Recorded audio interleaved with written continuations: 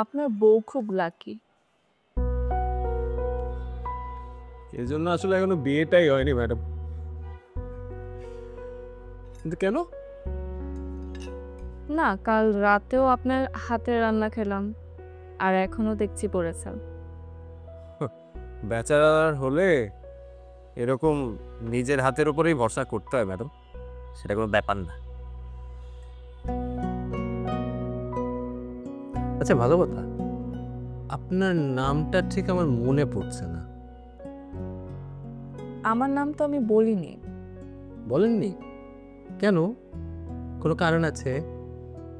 না, তেমন কোনো কারণ নেই, ওই বলা হয়নি আর কি। আমার নাম লিজা। ও আচ্ছা। আপনি কি করেন? Crime reporter. তাহলে তো আপনার নিশ্চয়ই অনেক ভালো জানাশোনা। তা একাত্তর তো আছেই, কেন? আমাকে একটা চাকরি জোগাড় করে দিতে পারবেন?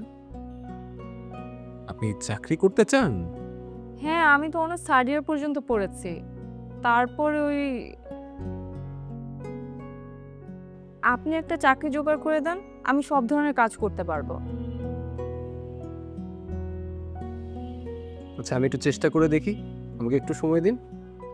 আর একটা কথা, আপনার যদি কোনো অসুবিধা না হয় তাহলে আর ১.৫টা দিন অন্তত, না মানে দিনের বেলা কোথাও কাটিয়ে দিব, রাতটা অন্তত আপনার বাসায় থাকতে দিন। মানে আমার বন্ধুর বাসার খুঁজে পাচ্ছি না, একটু অসুবিধা হচ্ছে। না না, ঠিক আছে ঠিক আছে, আমি নিজেই আপনাকে এটা সাজেস্ট করতে চাইছিলাম, কিন্তু করিনি, কারণ তখন যদি আপনি আমার অন্য কিছু মনে করেন। আমি আপনাকে একটা প্রশ্ন করতে পারি, যদি কিছু মনে না করেন? বলেন।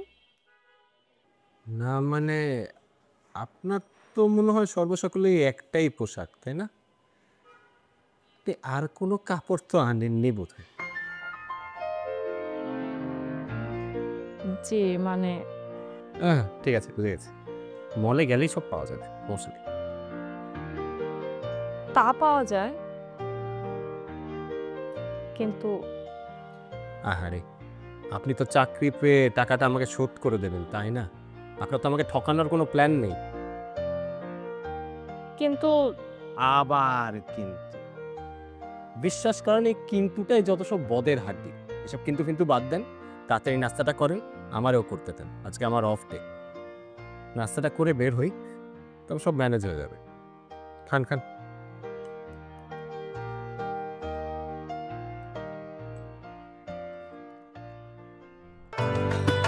এখন 500 গ্রাম ডানো ডিলাইট কিনলেই পাচ্ছেন লাচ্ছা সেমাই ফ্রি।